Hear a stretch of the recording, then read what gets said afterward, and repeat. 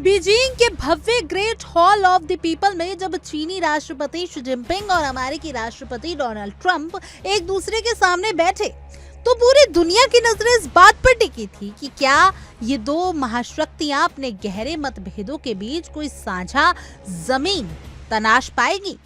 इस बैठक का सबसे महत्वपूर्ण और विस्फोटक केंद्र बिंदु ताइवान रहा। शी जिनपिंग ने बिना किसी लाग लपेट के ट्रंप को अब तक की सबसे सीधी और कड़ी चेतावनी देते हुए स्पष्ट कर दिया कि ताइवान चीन की रेड लाइन है। उन्होंने जोर देकर कहा कि ताइवान का मुद्दा चीन अमेरिका संबंधों की नींव है और अगर इसे नहीं संभाला गया तो ये केवल राजनीतिक गतिरोध तक सीमित नहीं रहेगा बल्कि दोनों देशों को सीधी सैन्य टकराव और संघर्ष के मुहाने पर लाकर खड़ा कर सकता है। चीनी राष्ट्रपति का ये बयान ट्रंप प्रशासन के लिए एक स्पष्ट संकेत था कि ताइवान की स्वतंत्रता की दिशा में किसी भी प्रकार का अनौपचारिक समर्थन चीन को युद्ध की स्थिति तक ले जा सकता है। चीन ताइवान को अपना एक विरोधी प्रांत मानता है और शी जिनपिंग ने अपनी बातों में ये स्पष्ट कर दिया कि क्षेत्रीय शांति केवल तभी संभव है जब अमेरिका वन चाइना नीति का पूरी तरीके से सम्मान करे और ताइवान के मुद्दे पर अलगाववादी तत्वों को बढ़ावा देना बंद करे। 1979 के बाद से अमेरिका और चीन के बीच जो संतुलन बना हुआ था वो अब एक नाजुक मोड़ पर है। हालांकि अमेरिका औपचारिक रूप से बीजिंग की नीति को मानता है लेकिन ताइवान को हथियार की आपूर्ति उसकी सुरक्षा के लिए करता रहा है। जिनपिंग ने इसे विरोधाभास पर प्रहार करते हुए इसे द्विपक्षीय संबंधों की स्थिरता के लिए सबसे बड़ा खतरा बताया। उनके अनुसार आने वाले 3 साल और उसके बाद का समय इस बात पर निर्भर करेगा कि दोनों देश सहयोग और प्रबंधनीय प्रतिस्पर्धा के नए ढांचे को कितनी ईमानदारी से लागू करते हैं। इस कूटनीतिक गर्माहट के बीच व्यापार और टेक्निक का मोर्चा भी उतना ही सक्रिय रहा। ट्रंप के साथ एनवीडिया के जेनसंग हुसांग, एप्पल की टीम कुक और टेस्ला के एलन मस्क जैसे दिग्गज अमेरिकी कारोबारी की मौजूदगी ने इस पूरे दौरे को एक आर्थिक शक्ति प्रदर्शन के रूप में बदल कर रख दिया। शी जिनपिंग ने एक तरफ जहां ताइवान पर सख्ती दिखाई वहीं दूसरी तरफ आर्थिक मोर्चों पर नरमी का संकेत देते हुए कहा कि व्यापार युद्ध में किसी की जीत नहीं होती। उन्होंने अमेरिकी कंपनियों के लिए चीन के दरवाजे और अधिक खोलने का वादा किया और ये संदेश दिया कि चीन अमेरिका को एक प्रतिद्वंदी के बजाय एक साझेदार के रूप में देखना पसंद करेगा। ईरान के मुद्दे और व्यापारिक टैरिफ पर भी गहन चर्चा हुई जिससे ये संकेत मिलता है कि दोनों नेता एक ऐसी रणनीतिक स्थिरता चाहते हैं जो वैश्विक अर्थव्यवस्था को झटके से बचा सके। ये शिखर सम्मेलन केवल एक मुलाकात नहीं बल्कि भविष्य की विश्व व्यवस्था का एक खाका था। ट्रंप ने इसे अब तक का सबसे बड़ा शिखर सम्मेलन करार देते हुए इसकी गंभीरता को स्वीकार किया है। जिनपिंग की चेतावनी और सहयोग के पेशकश के बीच का ये संतुलन बताता है कि चीन अब अपनी शर्तों पर वैश्विक राजनीति को परिभाषित करना चाहता है। अब गेंद पूरी तरीके से ट्रंप के पाले में है। वो ताइवान जैसे संवेदनशील मुद्दों को कैसे संभालते हैं और क्या वो व्यापारिक लाभ के लिए चीन की राजनीतिक शर्तों को स्वीकार करते हैं या फिर एक नया टकराव मोल लेते हैं। ये बातचीत आने वाले दशकों के लिए वैश्विक भू राजनीति की दिशा तय करने वाली साबित होगी। इस शिखर सम्मेलन वार्ता का एक और अत्यंत महत्वपूर्ण पहलू ईरान और मिडल ईस्ट की बदलती भू राजनीति रहा। शी जिनपिंग और डोनाल्ड ट्रंप के बीच हुई बातचीत में ईरान का मुद्दा प्रमुखता से उठा। जहां चीन ने ईरान के साथ अपने राजनीतिक संबंधों और ऊर्जा हितों को स्पष्ट किया, वहीं चीन ने संकेत दिया कि वो वैश्विक मंच पर ईरान का समर्थन करना जारी रखेगा, जो अमेरिकी प्रतिबंधों की नीतियों के लिए एक बड़ी चुनौती बन सकता है। जिनपिंग का ये रुख दर्शा रहा है कि चीन अब केवल अपनी सीमाओं तक सीमित नहीं है बल्कि ये वैश्विक विवादों में एक मध्यस्थर और निर्णायक शांति के रूप में उभर रहा है। ट्रंप के लिए स्थिति काफी जटिल है क्योंकि एक तरफ उन्हें ईरान पर दबाव बनाए रखना है तो दूसरी तरफ चीन जैसे बड़े व्यापारिक साझेदार के हितों को भी ध्यान में रखना है। तकनीकी और सैन्य क्षेत्रों में बढ़ते प्रतिस्पर्धात्मक माहौल पर भी दोनों नेताओं ने विस्तार से चर्चा की। शी जिनपिंग ने स्पष्ट किया कि प्रौद्योगिकी का उपयोग किसी देश की प्रकृति को रोकने के हथियार के रूप में नहीं किया जाना चाहिए। उन्होंने एआई, सेमीकंडक्टर और अंतरिक्ष अनुसंधान जैसे क्षेत्रों में अमेरिका द्वारा लगाए गए प्रतिबंधों की ओर इशारा करते हुए संवाद के चैनलों को मजबूत करने की वकालत की। राष्ट्रपति जिनपिंग ने जोर दिया कि सैन्य स्तर पर गलतफहमी किसी बड़े आपदा का कारण बन सकती है, इसलिए दोनों सेनाओं के बीच संचार की निरंतरता अनिवार्य है।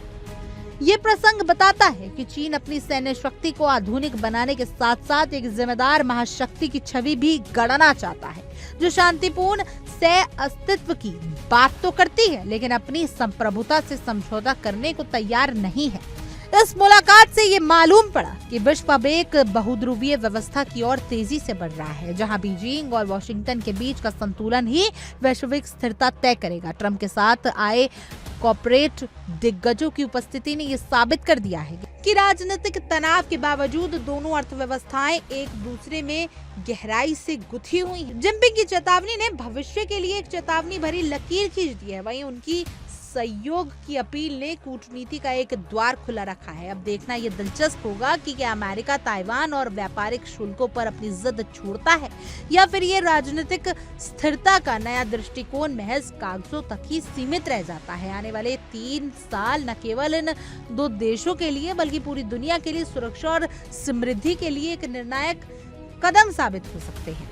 इन वार्ताओं के बीच एक और समांतर कहानी लिखी जा रही है, जो राजनीतिक बयानों से हटकर आर्थिक और व्यापारिक हितों पर आधारित है। राष्ट्रपति ट्रंप का ये दौरा केवल सरकारी मुलाकातों तक सीमित नहीं रहा, बल्कि एक high level corporate lobbying mission जैसा नजर आया। उनके साथ बीजिंग पहुंचे प्रतिनिधिमंडल में ब्लैक रॉक, बोइंग, गोल्डमैन सैक्स, मास्टर कार्ड और मेटा जैसे दिग्गज कंपनियों के टॉप एग्जीक्यूटिव शामिल हैं। ये इस बात का स्पष्ट संकेत है कि पर्दे के पीछे चीन और इन वैश्विक कंपनियों के बीच अरबों डॉलर की ऐसी डील्स पर काम चल रहा है, जो भविष्य में दोनों देशों के आर्थिक रिश्तों की नई दिशा तय कर सकती है।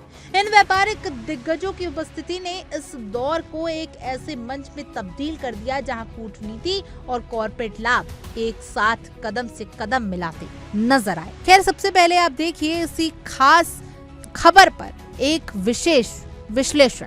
अब ये जो तमाम सीईओज हैं जो डोनाल्ड ट्रंप की इस लिस्ट में हैं, उनकी टीम में हैं, वो सीईओज के अपने अपने चीन में भारी हित हैं, सबके अपने अपने।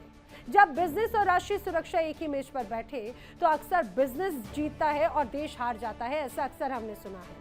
अब अमेरिका के लिए क्या ये खतरा होगा? क्या इसके बाद में कोई बड़ी तस्वीर बनेगी? क्या क्या खतरे हो सकते हैं, आइए वो भी जान लेते हैं। क्यों खतरे में अमेरिकी बिजनेस है? दरअसल ताइवान पर कड़ा रुख हमेशा से रहा है अमेरिका का। ताइवान पर कड़ा रुख यानी कि अमेरिकी सप्लाई एक तरह से प्रभावित, अमेरिकी सप्लाई चीन में। सेमीकंडक्टर पर अगर कंट्रोल की बात की जाए तो बाजार एक तरह से चीन में है। रेयर अर्थ पर दबाव अगर बनाया तो ईवी बैटरीज वो भी चीन पर ही निर्भर है। ये एक बड़ी तस्वीर है। जो तमाम पाबंदियां लगाते हैं तो उसका असर सीधे सीधे यहाँ पर नजर आता है और चीन ये बखूबी जानता है और इसीलिए इन सीईओज को बुलाना उसकी भी एक तरह से रणनीति का हिस्सा है। जितने बड़े अमेरिकी कारोबारी चीन से जुड़े होंगे उतना कठिन होगा अमेरिका का चीन के खिलाफ कड़ा रुख अपनाए रखना।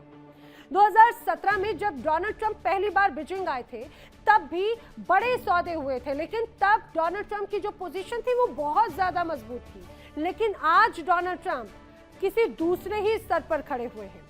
आज वो ईरान युद्ध, स्ट्रेट ऑफ हॉर्मुज बंद, महंगे पेट्रोल, मिड टर्म इलेक्शंस के दबाव में बीजिंग पहुंचे हैं। बिजनेस डेलीगेशंस का मतलब ये है कि हम डील करने आए हैं और जो डील के लिए आता है वो शर्तें नहीं बल्कि कीमत चुकाता है और यही काम अब चीन में होने वाला है। यानी ईरान हार का गम भुलाने के लिए चीन के दर पर बिजनेस करने के लिए पहुंचे हैं डोनाल्ड ट्रंप और उनकी टीम। अब ये देखना होगा कि कल ट्रंप जब रवाना होंगे तो उनको चीन से आखिर क्या क्या मिलता है।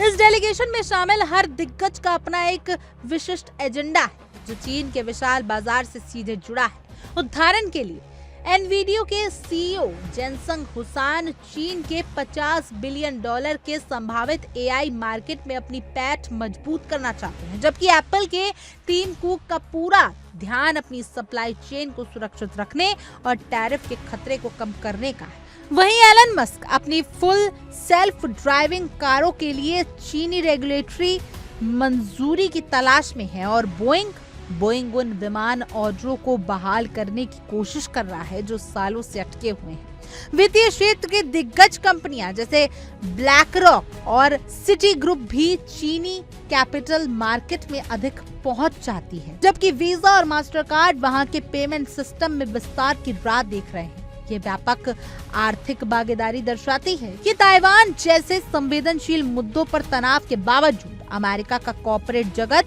चीन के साथ अपने रिश्तों को डीकम्पलिंग के बजाय एक नए और अधिक गहरे स्तर पर ले जाने के लिए बेताब है। खैर, आपको इस पूरी खबर पर क्या कुछ राय है, कमेंट करें, जरूर बताएं। और तमाम देश और दुनिया की खबरों के लिए आप देखते रहिए इंडिया डेली और हमारा खास शो दहाड़। देखिए इंडिया डेली 24/7 अब आपकी स्मार्ट टीवी पर। इंडिया डेली मौजूद है सभी डिजिटल प्लेटफॉर्म पर लाइव और लगातार। इंडिया डेली 24/7 हर दिन राष्ट्र को समर्पित।